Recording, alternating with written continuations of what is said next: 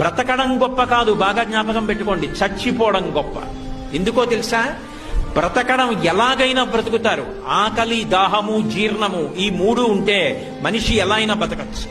వేళపట్టున ఆకలేసి కుడితి తాగినా జీర్ణం అయిపోతే, ఆవు తింటున్న మినప్పొట్టు తినేసిన జీర్ణం అయిపోతే ఇబ్బంది లేదు. దాహం వేసి ఏది తాగినా జీర్ణం అయిపోతే ఇబ్బంది లేదు, బతికేయచ్చు. చచ్చిపోవడం అంత తేలిక కాదు. మంచాన పడి తన మలమూత్రములను తాను విసర్జించలేకపోతే వాడు రోజు రోజు క్షణం క్షణం చచ్చిపోయినట్టే.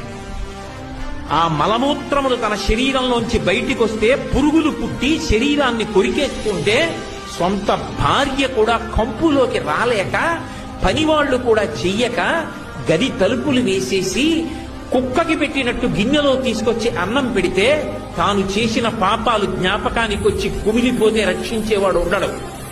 అనాయాసంగా వెళ్లిపో